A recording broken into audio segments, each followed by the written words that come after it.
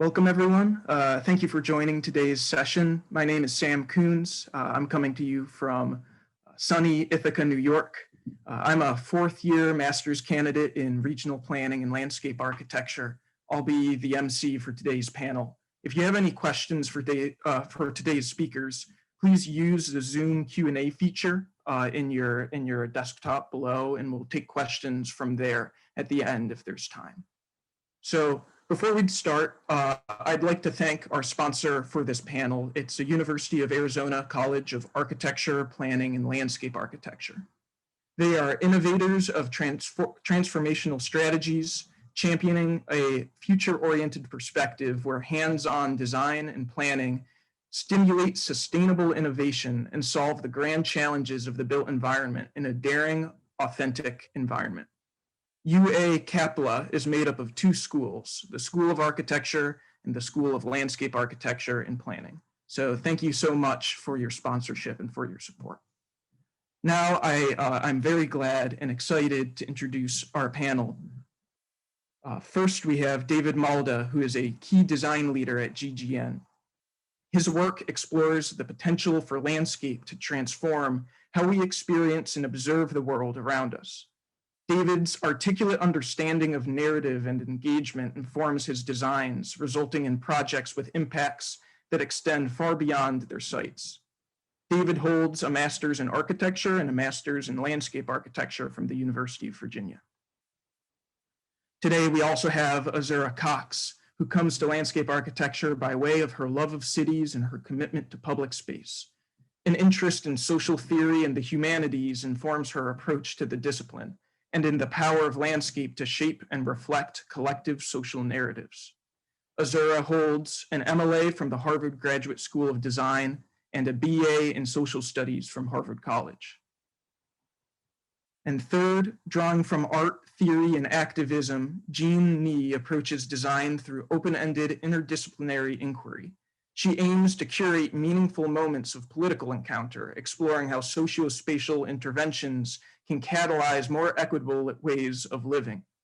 Jean received her MLA from the University of Washington and a BA in Sociology from the University of California at San Diego. Today, this panel will present their talk, Landscape as Relational Practice, Connecting People to and Through the Land. So with that, I'd like to welcome David, Azzurra, and Jean. Take it away.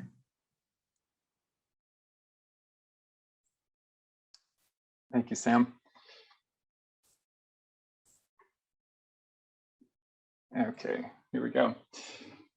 First, I wanted to just say thanks on behalf of our office for having the opportunity to share today. I'm really excited about this conference and seeing the range of speakers and topics. It's a really important set of discussions, and glad we can be a part of it. The talk that we wanted to have is what we've called Landscape as Relational Practice, Connecting People to and Through the Land. And really here we want to talk about the relationship of a lot of the work we've been doing over the years and how we've been connecting through new work, both in the office and in projects to address some of the most critical issues of our time. Now, a lot of people know GGN's work through this kind of imagery. It's very minimal, modern, carefully crafted landform that has a very carefully composed experience and spatial relationships, and a kind of rigor and architectural approach to detailing, but bringing that into the landscape. Certainly been celebrated and acknowledged for this kind of work for a number of years. We've been really fortunate as an office to have opportunities to work like on the National Museum of African American History and Culture in DC, where that approach to the site is really trying to do everything we can to stay quiet and support a bigger story. Of course, the museum's mission and the context of the National Mall and the monument. So very minimal, very carefully crafted approach, but trying to be really quiet in background in many ways too. Projects like the Lurie Garden, which is now about 20 years old, is also about telling stories of place. Stories and narrative has always been a really big part of how we approach a project, how we set up a concept for a project. And in this case, connecting to the history of the lake edge and the broader ecological condition of the Midwestern prairie, bringing that back into the heart of the city in a way that people can experience it and share that. And thinking too socially, this is an image that we love of North End parks, where the design also starts to fade away, and really the connection that people have to a place, that feeling of being comfortable, just being able to relax, use this as a daily part of living, is really what we get excited about. So while we are certainly still very interested in the design and give a lot of work and attention to that, it's these connections and relationships that are increasingly at the fore of how we're thinking about how we want to be approaching our work. Now, most of these projects that I've been sharing are all beginning with a basic idea of a site. There's a community or client that has an idea, they select a site, and we're fortunate to have the opportunity to work on the project. We go through a lot of steps to try to see what's there in the place and understand how it got to be that way. That's a core question that we ask whenever we start out, is what is this place and how did it get to be this way? We spend time looking and trying to build up what we think of as the ground out of which and through which we are working. And that's fundamental to how we think about what a landscape project can do to connect to a place. We also, of course, are thinking about people. How are we bringing people together? Now, a lot of times that just gets conflated with program. You get the program right, people will come, and there's a lot of people there, so it's a successful project. But we know that for long-term success, we really need more than just attractions. We need opportunities for people to find meaning and deeper relationships. And so that's increasingly at the center of our thinking. And so when we combine this idea of a physical transformation that relates and connects to a larger land and a landscape that connects and invites people together, it's led us to start to think of this idea that landscape connects people to and through a place. So what do I mean by that? I'm trying to say that a landscape is an opportunity to, one, work with the land itself, to repair connections, restore ecologies, and build up a bigger idea of the ground, and to invite people to come together in that place. And through that experience, build a relationship between themselves and the land, collectively and individually. And really central to that is an idea that landscape is both physical and conceptual. And what I'm trying to say with that is that it's stuff that's there, and it's how we see it and know it. Now, historically, we've been really focused on the physical side of that equation. What's the stuff? How do we take the physical land and build it, build with it, build into it, transform it? But we focus less on the relationship aspect of landscape, how people understand what's there in relation to their individual experiences and understandings. While the physical side of the work is typically constrained to the site project boundary, it's this conceptual side that's really limitless in its impact. And why I want to emphasize that is because we are needing to expand beyond the constraints of our projects. The problems, the issues that we need to confront today are much, much bigger than the typical scopes we have the opportunity to work with. That's not to say that those typical scopes can't engage very real, significant projects, but rather that we've got to look beyond that as well. There are broken connections everywhere. We aren't just working with a client in a community in a site. We're working with centuries of broken and damaged relationships. So when we start a project, there's already a whole lot more before that place that led it to be the way that it is. And we shouldn't just be looking at what's there today, but how it got to be that way. And that's political as well as physical. It's not just the shifts in landform or how something's transformed over time, but it's really all the other social, political forces that have added up. And we have an opportunity to engage those. Now, for some, modernization, like that quote from Marshall Berman before, was a choice. It was something we did to ourselves. It was something that we wanted to have happen. A break from history, a break from place, a bold new future, a new world, right?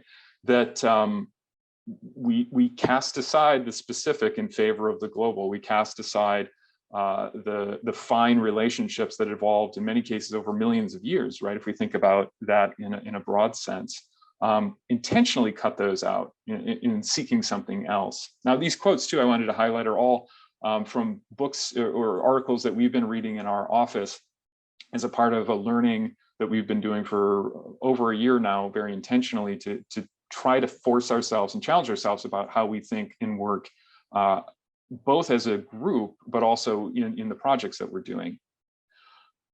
These damaged relationships are social, they're complex, they're also very much ingrained into our culture as a country. Not everyone's culture in this country, but certainly one that's been dominant for a number of years. And the process of colonizing is really so ingrained to so many aspects, we take it for granted. We assume that it's sort of normal to follow certain patterns of wiping out the local and replacing it with something that feels like a more fitting or comfortable kind of existence. And we know at this point in time that the implications, the impacts of that kind of living are incredibly massive. We also know that breaking of relationships for many hasn't been voluntary. And I think this is incredibly important as we start to think about the projects and the kind of work that we're doing. The damage was done to others intentionally. And so when we ask that question, what is this place and how did it get to be this way? We have to acknowledge those histories and realities, and not just acknowledge them, but we have to engage them if we are trying to work for change in our projects. We can't just think about the physical design. And so this idea of landscape as connecting people to and through the land is really important. I'm not saying that we should be abandoning design and we shouldn't be designing projects in places. But really, I think what we're trying to highlight today is that we can start to think of landscape as relationship building. So if we thought about that conceptual relationship, the conceptual understanding, as well as the physical condition, we've started to challenge ourselves in the work we're doing to not then just look at the stuff we're building, but actually understand it's the whole sequence and process of design, as well as the products that we pursue, that can be even more impacting in terms of the kind of change that they can bring. Now, there's great opportunity in this. When we start to think about how we approach what a place looks like, what a place means, the kinds of connections that can happen ecologically, it's exciting because there's a lot that we can do here, and we know the impacts can be great. But it does mean that we need to stop, thinking of design, as many others have been highlighting for a number of years, as just a fixed image of a place, but really a process of building connections and repairing things that have been damaged over time, and helping make that accessible to people so that they start to understand their relationship to these things differently.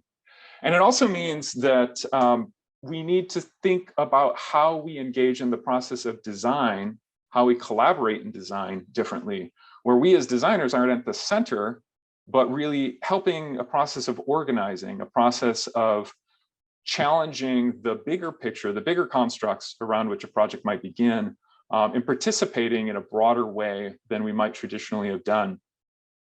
And it really gets to this quote, Mindy Fuller loves writing on roots, and the importance of rootedness and relationships is so useful, I think, as we're thinking about the work that we're doing as landscape architects. How can engaging in this process of relationship building, using the land, using people's connection to and through it, to really restore connections and build new opportunities for new kinds of connections. So Jean and Azzurra are going to speak to this in the specifics of a couple projects that we've been working on recently in the office. Aspects of them are in line with what you might think of as a traditional landscape scope, but we've been excited by the broader potential and broader opportunities in this work to think about this set of relationships and relationship building as a new trajectory for us. And it's been great. It's been challenging us as an office. It's challenging how we think about how we make up a team, how we think about how we partner, how we write a scope in a scope of work and fee for a project. and also the duration and time scale of a project, that we can't necessarily keep doing things in the same time frame that we've been doing before. So with that, I'll hand it off to Azzurra. Thank you, David. Yeah, I mean, I think the questions that David has brought up are all very much, you know, we're working and thinking through these questions. And I think the projects, these two projects you'll see, are in many ways testing grounds for our own evolution as we think about these big questions. So I'm going to try to, okay, here we go. Yes, it was just delayed. Okay, so this is a scene from a movie that some of you may have seen a couple of years ago. It's called The Last Black Man in San Francisco. And it's a really beautiful film. I recommend it. And it's essentially about questions of home and belonging and rootedness and displacement in San Francisco, and how a site and a place can really kind of have impacts across generations. And this scene is from the film, and you can see in the back there's a like a boatyard, a waterfront site, and this actually happens to be the site of the project that I'm going to share with you, which is our project at India Basin Shoreline Park. And so this is a project we are extremely lucky to work with the city of San Francisco. Our primary client is the Rec and Parks Department, San Francisco, and the Trust for Public Land. So a really incredible kind of public partnership to bring this place to life. And then also collaborating with the San Francisco Parks Alliance and APRI, which is a local embedded organization in the Bayview. Sorry, there's a little lag, but just to kind of a brief overview, the project is in the Bayview Hunters Point neighborhood. It's in the southeast corner of the city, near the city limits. And that shoreline is traditionally quite industrial. So you can see here in pink our site outline, but then if you kind of, if you zoom out a little bit, most of the shoreline will be, concrete with lots of bulkheads and piers. And this project came to GGN via public competition in 2016, put on by the Trust for Public Land. And GGN's kind of foundational the concept that has really kind of guided the development of this design over the last few years was all about, again, prizing the local fine-grained relationships and connections.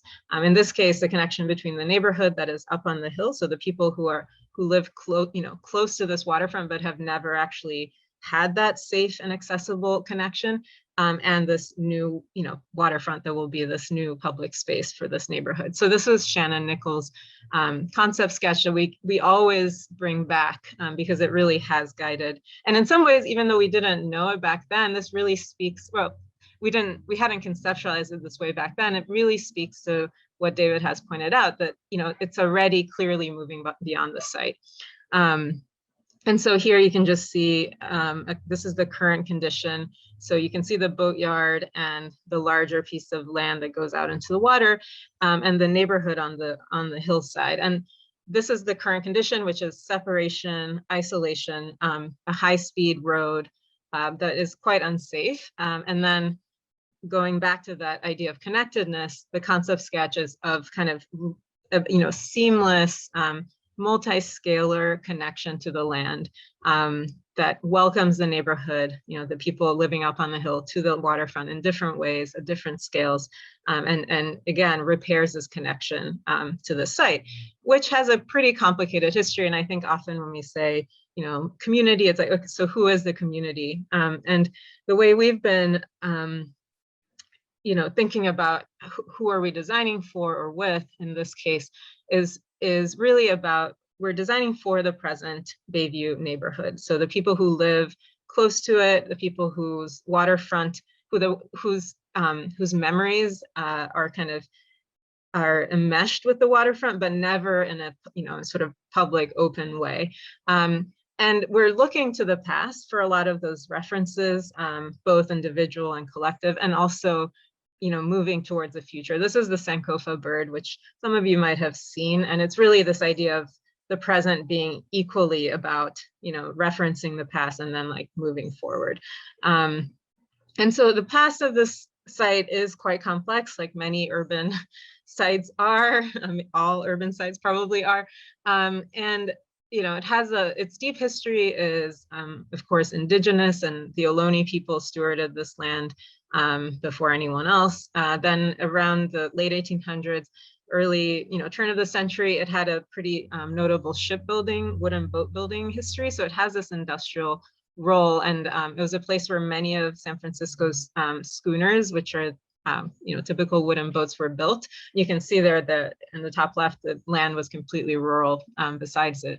And then in the 1940s and around World War II, jobs at the Naval Yard, which is just around the shoreline, brought a large influx of Black Americans from the South in the second Great Migration. And so it actually became, originally it was kind of a mix of Greek and Irish and Chinese communities. And then around the mid-century, it kind of shifted to a majority Black community. And then there was also an influx of Samoans. And so today it's actually this really interesting, very, very, very mixed sort of Samoan and Black. But the Black, it is San Francisco's last Black neighborhood, so that's central to its identity. So as you can see here, the Boatyard was part of daily life, even though again it was never a public site, never public space. And then I've included a picture from a still from a documentary in the 60s when James Baldwin came to San Francisco for the first time. He was actually walked around the Bayview, and he concluded that there's, I think this is a quote, "There's no moral distance between the facts of life in Birmingham, Alabama, and the facts of life in San Francisco." So there he was talking about the structural inequalities that were present in both, even though many people in the second Great Migration had been trying to escape, right, the South, but also in some ways collapsing, to me, collapsing the distance between these two realities, which I'll go into later, and I think has a lot to do with how people connect to land. So these are just some images of the site as it is now.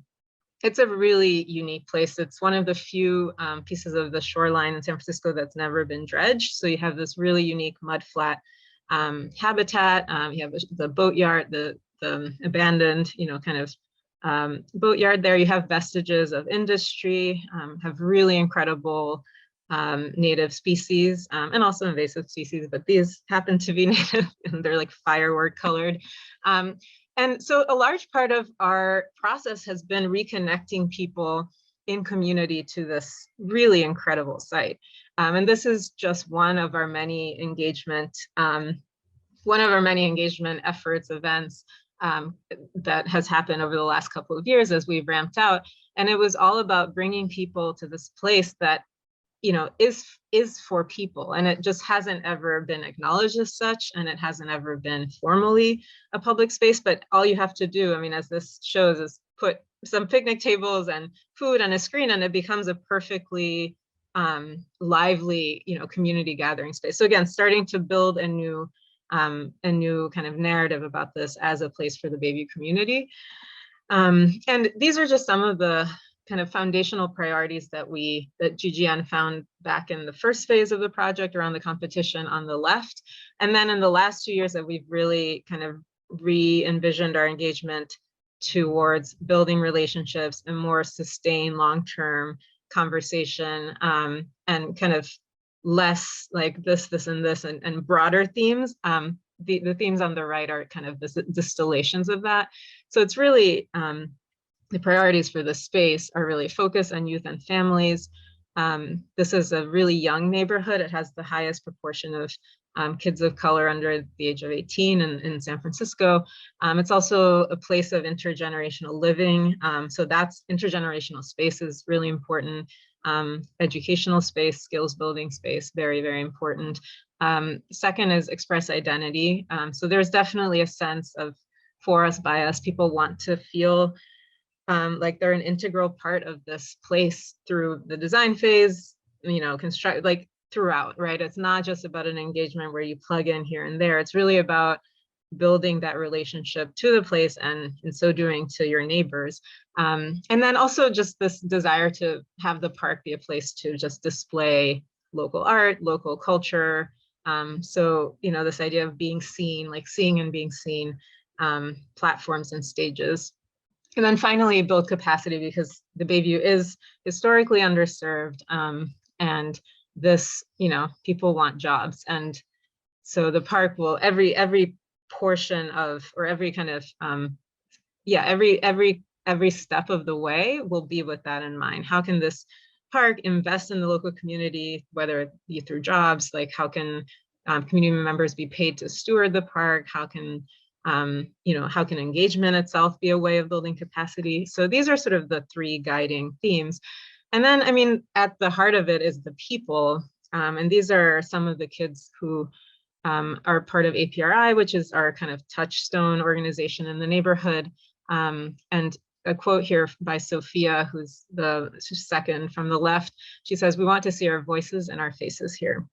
And so that's, again, it's like about rewriting a history and like repairing a connection. This used to be poisonous land. It was, you know, remediation will be a big part of it. So how do you kind of write a new story for the next generation that is a story of belonging and connection to this place? So these are just some of, this shows like the evolution of the plan over time, and you can see that the main gestures remain strong. And then this is where we are right now in construction documents. And so you can see that, you know, again, there's this gesture of connecting out to the water at various scales. There's a node of program spaces, basketball court and playground and cookout terrace in a sort of enhanced shoreline. So attention paid to both, you know, and sort of a healthy ecology, natural ecology, and then also social ecology. There is an emphasis on activating the street front. Again, this idea of see and be seen. Here you can see, this is just a view of the Boatyard section of the space.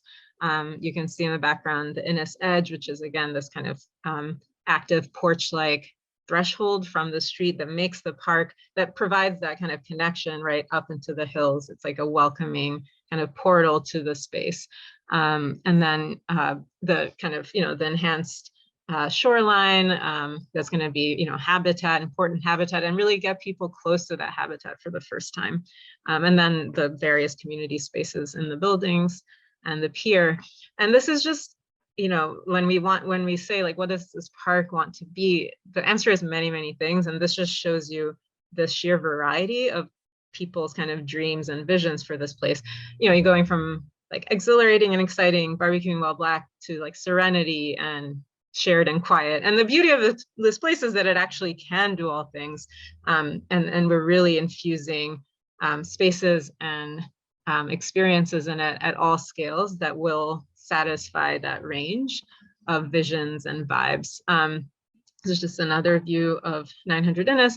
And I think what's really important to remember is, sure, this place will do all of those things, but the project is bigger than this site, right? It exists in a context that, as David was saying, is very complex, and it has a sort of reciprocal, the context has a relationship to this site and to this project. Part of that context is that the Bayview is in a city that has seen massive displacement over the course of the last 30 years, 40 years, and it's right on the edge. So it's the Bayview is at risk for displacement, and it hasn't shifted yet. So that's a really urgent question.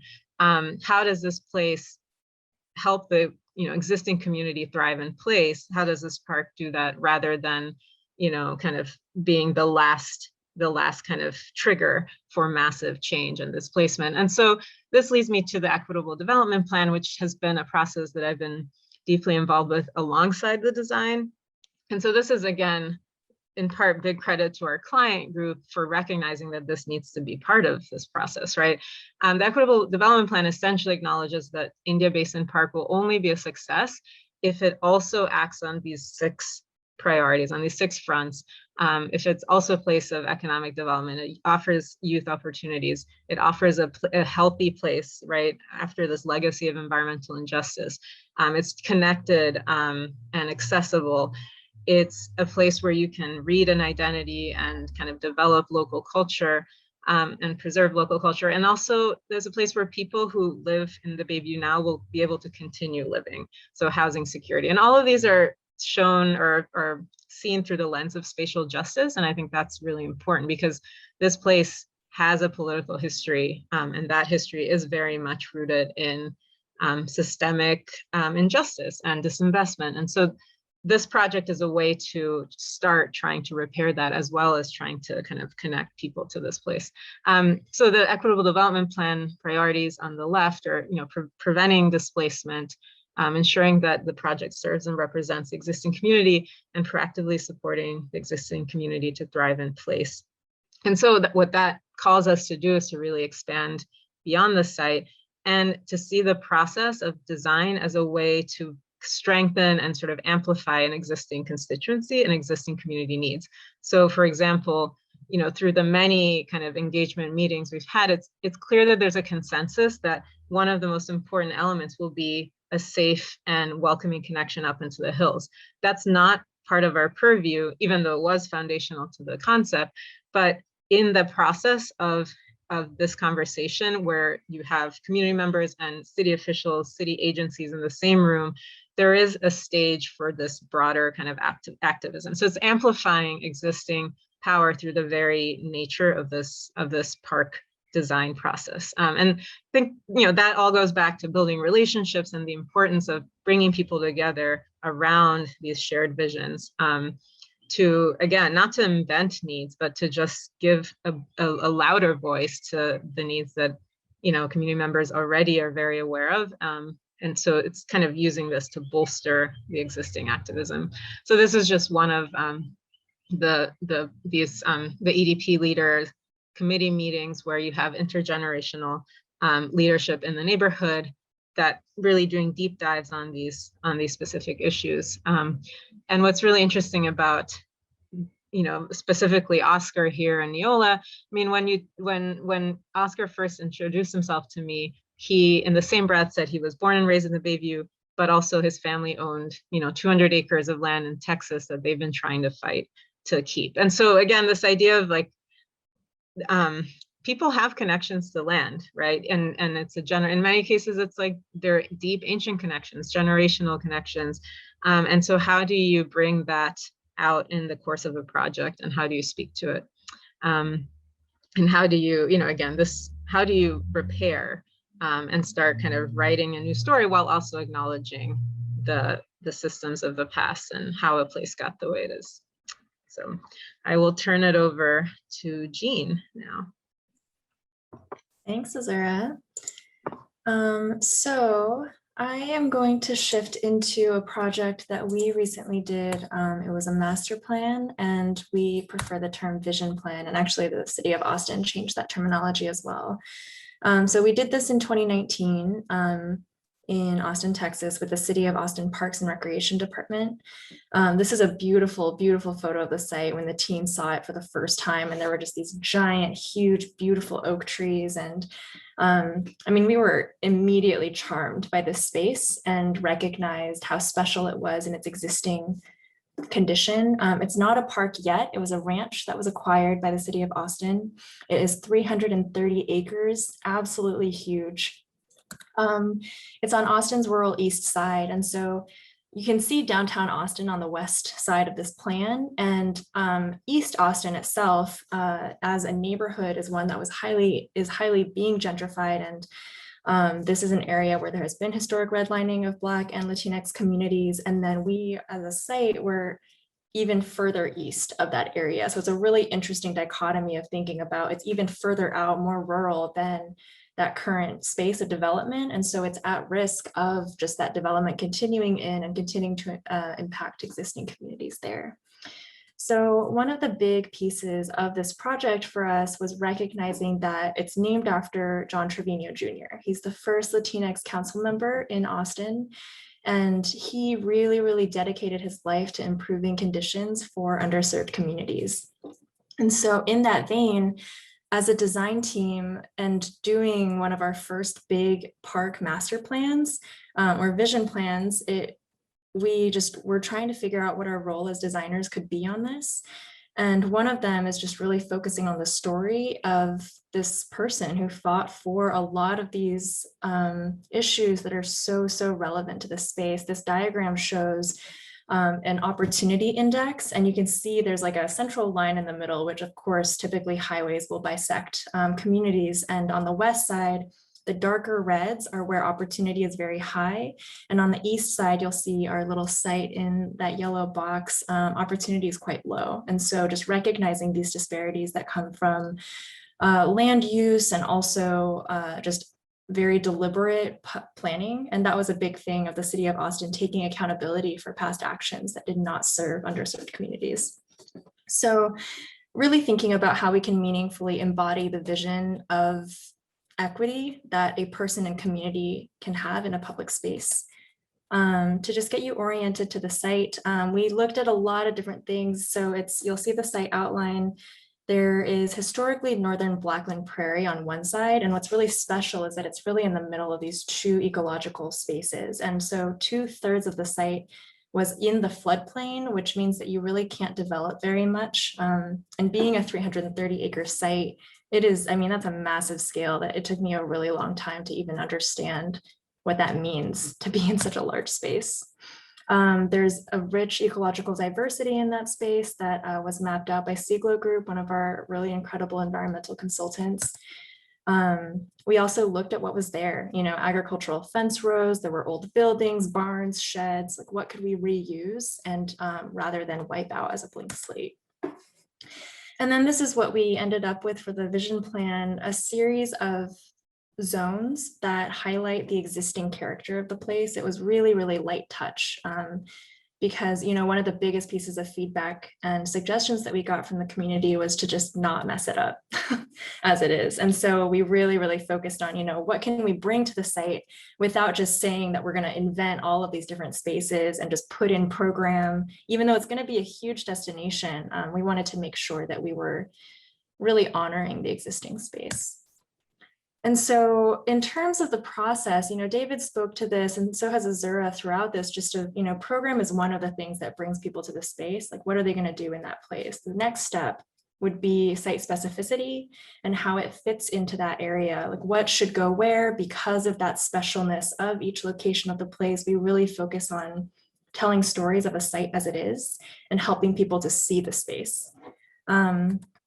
The next step is really thinking about those opportunities for adjacencies and the surprising pieces of, you go here for one thing and you might leave with something else. And I think that's the idea of community building and just discovery, which can be really exciting in such a large place.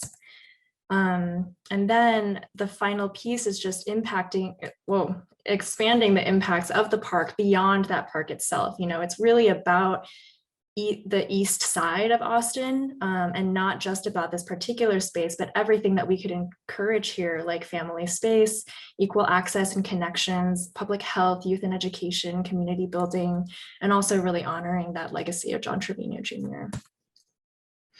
So in the planning approach, typically we understand projects to be, you plan and then you wait a little bit and then you build some and then you build some more and then the park is done. And we really wanted to challenge that view of planning as capital development to really be inclusive of all of the social relationship building that happens.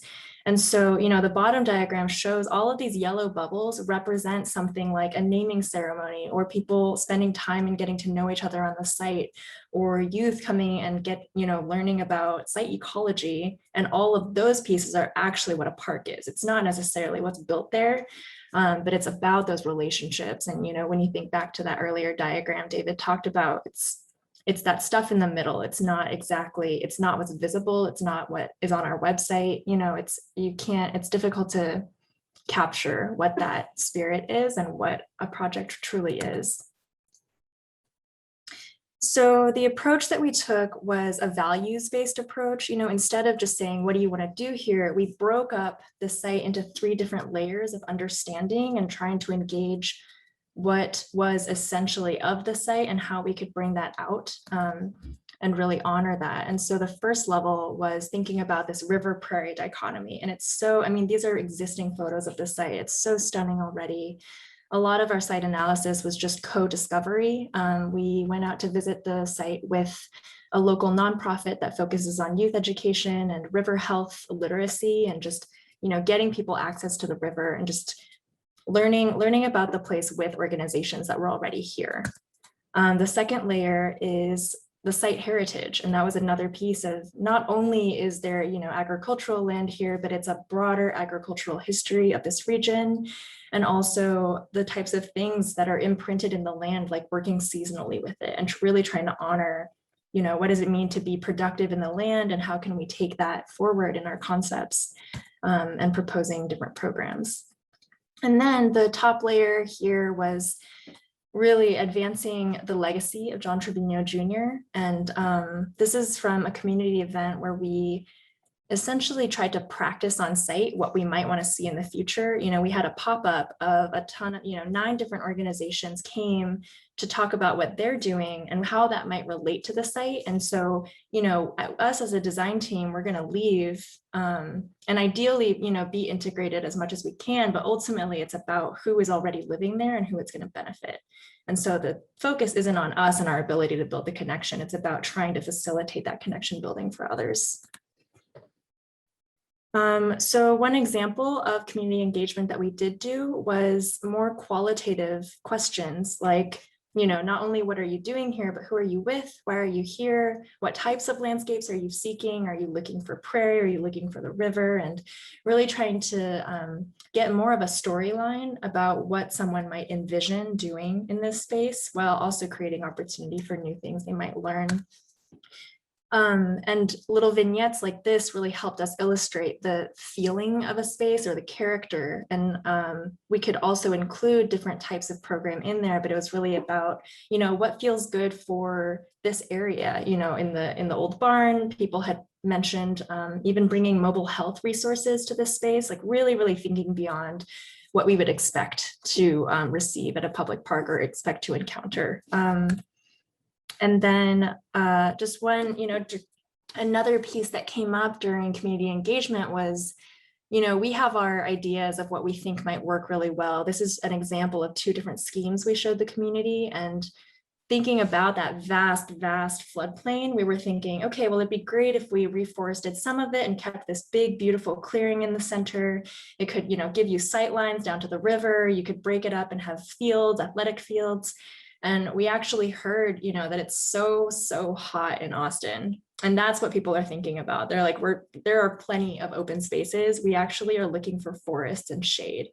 And that completely changed the trajectory, because I think every person on our design team was like, oh, they're going to love the forest clearing. It's going to be great, you know, and nobody, I mean, most people, it was like an overwhelming majority that actually preferred the forest. And so, you know, just making sure we're really being humble in those moments of, we talk about design expertise, and there's also just so much that we don't know in the embodied lived experience of a place, and always to foreground that. So one piece that is just so unique to landscape is the opportunity to practice things on the site, you know, just landscape already, a place already exists. It's not like a building where you can practice how you're going to act in the classroom, or, you know, so on the site, some examples that we have are in the wildflower meadow. We had somebody from Austin Fire Department come out and talk about prairie burns and management and how they might come and be able to actually do these things that are really taboo, I think, right now to talk about, in particular during, particularly during a lot of fires and increased just desperation about fires happening in space, and trying to recognize the difference between good and bad fires. The second row of images is in an existing forested area. And one of the events that we had was bringing people to do a birding count and a nature walk and talk, and just envisioning what that might look like on the site in the future, and whether or not that's a kind of program people would be interested in. And then at the bottom, you know, there's an existing barn that is really beautiful in that space. And we've talked a lot with different stakeholders about, you know, community agriculture, something larger scale then Community Pea Patch, which could actually both incorporate its agricultural history, bring in economic opportunity through maybe farmers markets on the site, and then just really having this hub of pop-ups and learning, and even a learning kitchen possibly on the site. And so one final thing that I will mention for this piece was our proposal for a community walk. And there is a really beautiful, beautiful poetry book called Whereas, written by Layli Long Soldier, and she just has a really incredible response to the US apology that was issued a couple of years ago. And one thing that she brings up in that book is the idea of memorials, not as, you know, an object or a plaque or a sculpture, but memorial as an act. And we heard so many people who love John Trevino Jr. and, you know, are just so wanted him to be commemorated on the site. And we really were trying to think of a way to move beyond just the sign at the edge of the road. And so really thinking about, you know, what is an act that you can do that really speaks to his history and to his impact. And so we proposed a 1 mile accessible loop that connects a lot of different areas of the site. And also maybe in the future could be the site of a lot of different events or even annual memorial walks, just honoring him. And during one of our community events, our final one that was on the site, his granddaughter actually came out, Stephanie Trevino, and graciously shared her history with him and the things that he had done for the town. And a lot of folks who came were really curious just about what was happening on the site. And what we ended up doing was, you know, we mowed a part of what that path might look like. And we actually walked it with this, you know, I think it was like 20 or 30 people just to practice and see what that might look like on the site. And so people who came just to see what was happening actually left with a lot more site-specific ecological knowledge and also an understanding of who the park is named after. And I think that that's such a special gift. So with that, that's the end of the Trevino piece. And both of these projects that we talked about are really pioneering the different ways that we might want to work as an office. And, you know, we have a lot of lessons learned. This was definitely not a perfect project. We could have done so much more engagement. There were just a lot of things that we've learned from as well that we'll continue to do better in other projects. And we'd also be happy to answer any questions, whether about these projects or about any internal office initiatives. We've started a spatial justice and social equity work plan and work group that meets every week to just talk about ways that we can both do better in our internal firm culture, but also how that reverberates out into our project work. So yeah, with that, I would love to open it up to any questions for any of us. And thanks y'all for having us.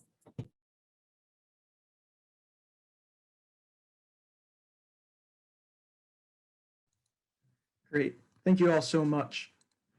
I will pull open the Q&A now and see what questions we have. As a reminder to everyone watching, if you have any questions, please enter them in the Q&A function. And we have about 12 minutes and we'll get through as much as we can. So first question. Is the equitable development plan something made specifically for the India Basin Park, or is that a practice that you implement for all of GGN's projects? So yeah, that's a good question. And I think, I mean, it is specifically for India Basin, and I'll say it's not the first one. Actually, we've worked closely with the 11th Street Bridge Park in Washington, D.C. That's doing a similar kind of like broad vision equitable development plan. So I think you'll start seeing more of these, you know, large public projects putting forth these kinds of efforts. But at GGN, it is the first one that's, you know, called that and is trying to do it. But I think your question is right, like we should probably do it in every project. And I think that's, you know, even though the structure of a project and whether the client's on board, whether there's funding, all of that matters. I think on our side as a firm, I think we're eager to at least think through what could an equitable development plan mean for different scale projects and different clients. So yes, that would be the hope.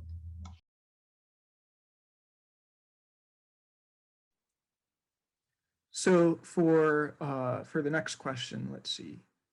Many of the other lectures today have commented on how long it takes to build trust with communities, especially those with trajectories of gentrification and displacement.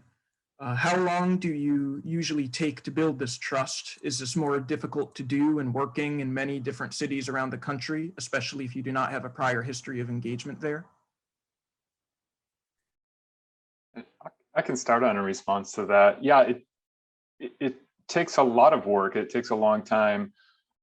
This is why, especially when we're not working locally, we're always making sure we're working with really good partners who have that on the ground experience and those relationships to start off with. So I think it's acknowledging that you have to have a team.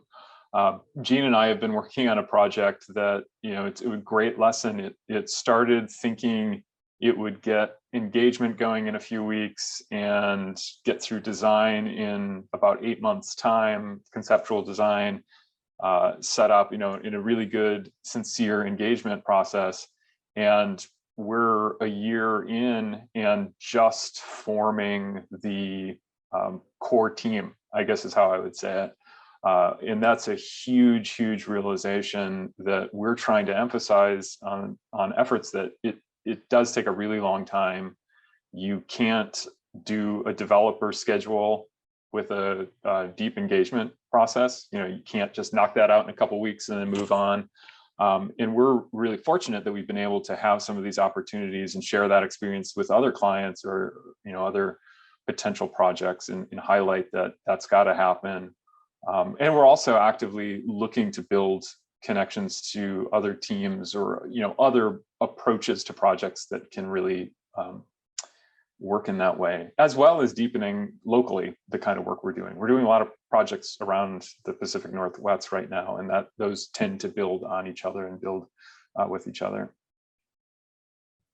Yeah, I think one thing I'll add to that is that as we are expanding our role and hoping that we can play more of an activist position, particularly within, in relationships with the client and with community, we have to recognize that it is not within our scope to be living in a space for years and developing that, there are people who are already doing work. We're not trying to replicate any kind of work that's already being done. And so it's about connecting with people who know what's happening, who do have the trust, and finding the right people to talk with who have been fighting, and how can we then support and facilitate their mission while also then, serving them through creating a space. And so I think times where we have not been as successful in community engagement are when we haven't really focused on finding those touch points. We can't come in and just ask people to trust us. I think there is a long history of mismanagement of relationship. And so we're really cognizant of that.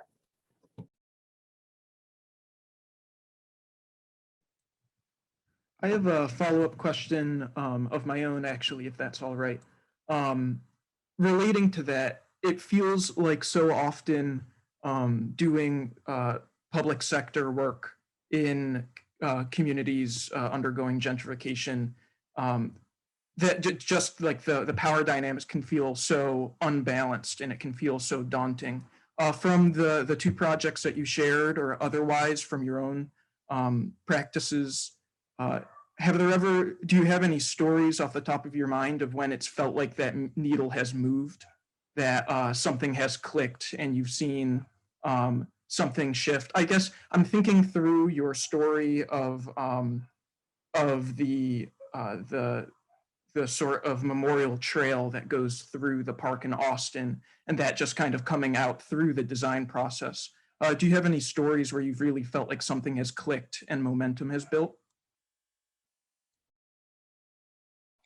I would say some of the really memorable moments were, and I kind of alluded to it, were at, for example, at EDP meetings when we're talking about something related to the design, but then there's like loud consensus that, wait a minute, that street is horrible. Like, we need a safer street. Like, wait a minute, we need much better stairways going up. And it's like when there's that consensus where like you're not putting that out there, that's actually just coming from, it's like organically everyone is agreeing on some of these priorities. And again, like it's great when the city's there to hear it, that's what's happening in these meetings. So I think that's when I've been like, wow. And and when that's happened, I have to say I've also been like really, impressed. Again, GGN's original idea for the project essentially was that, and that was before I was even at the firm. So there was some really good intuition back in 2016 or whatever. But so it's really nice when like the intuition of the project is like very clearly there's consensus around it that is coming sort of organically. So those moments have been really great, and that's the power, I think, of this kind of engagement. Yeah, a couple times on projects recently, Trevino being one of them, I think we've had some people be surprised that we didn't already have a design. Like, in early conversations, we're talking about the site, we're taking time to try to understand it and see it and listen to people's experiences. And I remember in Trevino specifically, one of the core community members said, "Yeah, but you guys kind of already know what you're going to do, right? Are you going to share that with us?" And we said like, "Well, no, we actually don't. We're actually taking the time to try to understand this and see it with you." And there was a moment of pause there and surprise, but then I think that was a key thing in building trust. And from there, we just focused on the values that the park should be based on. Again, not design. So a lot of it is building up that groundwork, shared understanding, common ground. And then when you start to get into proposals, you have established more trust. That can take a really long time, or it depends on a whole lot of factors. It's not an instant thing, or even that it can happen. But we feel really strongly that is a way that we need to approach it.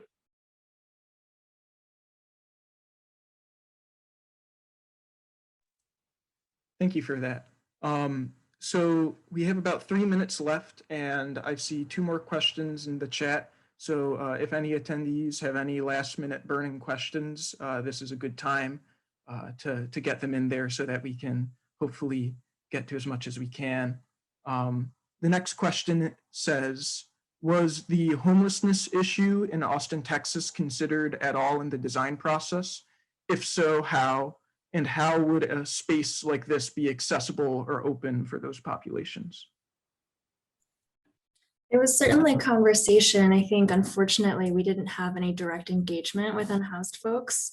It did come up in thinking about what is available on the site, and it came down to some of those more logistical pieces of what are the opening and closing times, like what does lighting look like, and I think that it's really an issue that comes much more to the foreground when you're doing the design work instead of that larger master planning, because we're not necessarily dictating what access looks like. What we did say was that we wanted to create an equitable form of access for anyone, whether, whatever mode they're coming in on. So maybe for how a space like this be accessible, it would be in improving public transportation and improving, what types of lighting is available out there. It's a really, really large site. It's 330 acres. So in that, there's a lot of wilderness, and yeah, it wasn't a primary issue that we discussed. It was brought up, and yeah, in terms of just accessibility in a park in general, it's always just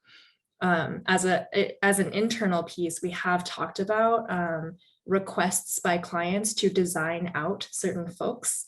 And it is really a refusal to do so, and an argument that if you are improving a space for the quality of anybody to spend time there, it's really going to benefit everyone if you are making a comfortable space. So.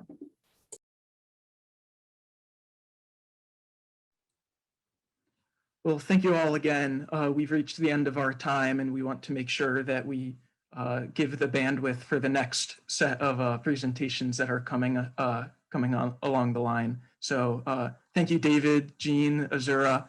It's been great. We'll end here, and thank you everyone for attending. Enjoy the rest of the conference.